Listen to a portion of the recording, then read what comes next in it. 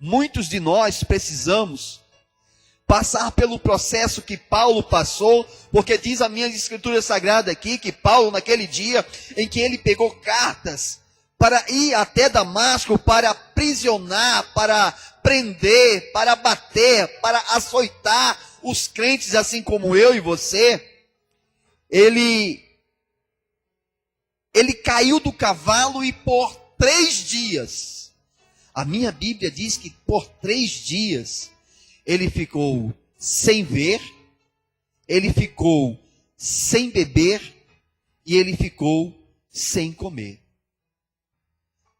E quando ele teve esse encontro genuíno com Deus, já conhecedor da palavra de Deus, sabia qual eram os mandamentos, ele cumpria e ele zelava, porque ele diz na sua palavra que ele zelava por aquilo que ele acreditava. Ele batia de frente contra aqueles que queriam dizer que ele era um Zé ou qualquer uma outra coisa, que o que ele pensava era errado. Chega o dia em que ele tem um encontro com Deus e a vida dele ele muda por completamente. E depois de passar 3 dias sem enxergar, passar 3 dias sem beber água, passar 3 dias sem comer, chega lá na frente e ele diz, olha, eu conheço um homem, não sei se na carne ou não, não sei se no espírito ou não, mas que ele teve nos altos céus e contemplou coisas que ser humano nenhum pode entender. Ser humano nenhum em sua sabedoria pode compreender. Chega o dia que Paulo é preso porque está pregando o evangelho. Mas ele não está pregando o evangelho para qualquer um. Ele está pregando o evangelho justamente para aqueles que enviava Paulo para prender os crentes. Paulo estava pregando o evangelho de Cristo para aqueles que dava autoridade a Paulo a perseguir a igreja do Deus vivo todo-poderoso. Só que, quando por fazer as boas coisas a qual Deus o ordenara,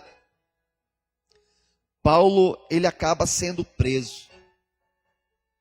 E uma das coisas que me chama a atenção, irmãos, que Paulo, quando ele começa a passar por essas situações de perseguição, eu começo a olhar para mim e começo a olhar para a igreja de hoje. A igreja de hoje, ela não sabe viver em desertos. A igreja de hoje não sabe viver em perseguições. Eu falo por mim. A igreja de hoje não sabe viver na escassez.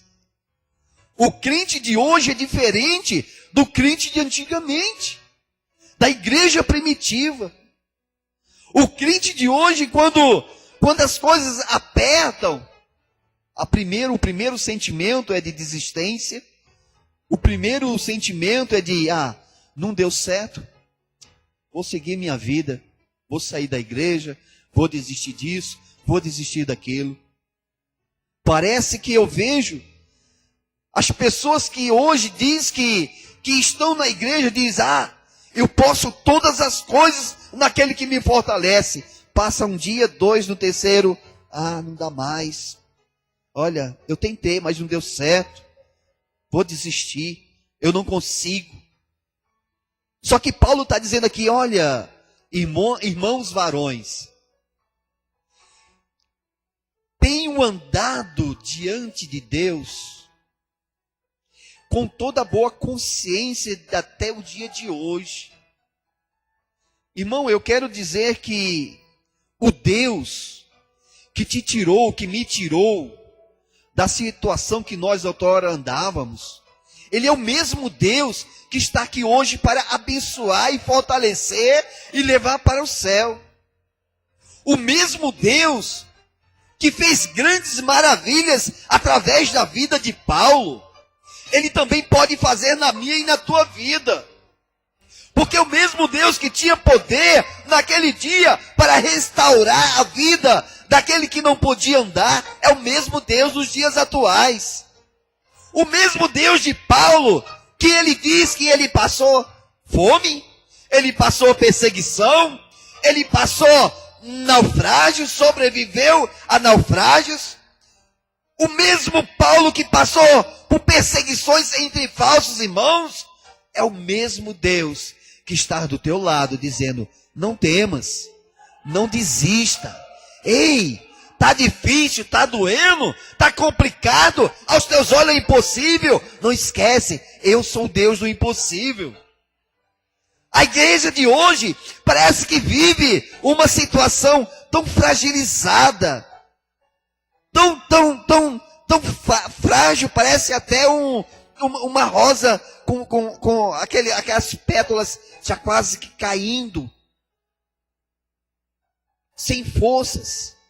Ao menor toque, parece que ela vai se desmontar. É diferente, irmãos. A igreja de Deus, ela tem que ser forte. A igreja de Deus tem que ser confiante. Eu e você não podemos dar espaço em nossos corações à fraqueza, ao desânimo, à falta de vontade. Paulo diz que ele tem plena consciência de como ele tinha andado na presença de Deus. Dá-se a perceber que o chamado de Paulo era só para sofrer. Mas ele chega um dia que ele diz: olha, eu posso todas as coisas naquele que me fortalece. Eu posso. E se Paulo diz que ele pode todas as coisas naquele que o fortalecia, nós também nos dias atuais podemos dizer: deixar a fraqueza de lado, deixar o desânimo de lado, deixar o não posso, o não consigo de lado e colocar a fé em ação. Eu lembro de um homem, rei, chamado Ezequias. Ezequias, ele era rei em Jerusalém. Ele era rei. E ele era um homem que reconhecia o poder de Deus, mesmo tendo autoridade em suas mãos para governar uma nação. Ele reconhecia que sem Deus ele não podia fazer nada. E tudo que ele fazia era para agradar a Deus. Era para fazer com que a igreja de Deus crescesse. Era para fazer com que a igreja do Senhor prosperasse. O que ele pudesse assinar com suas mãos, naquelas leis que eram aprovadas, que ele pudesse fazer para que a igreja de Deus crescesse, ele iria fazer e estava fazendo. Só que chega um momento em que Ezequias, ele adoece. Ele adoece e Deus, sabendo de todas as coisas, ele chega para o profeta Isaías: Isaías, vai lá na casa de Ezequias. Diz para ele que ele vai morrer. Mas fala para ele colocar a casa dele em ordem. Aleluia. Quantas pessoas, irmãos, que nos dias atuais tem que colocar a sua casa em ordem. Não é você chegar na sua casa, varrer a sua casa, colocar um paninho em cima da cômoda, ou colocar um móvel para lá. Não, não é isso. É aqui, ó. É aqui.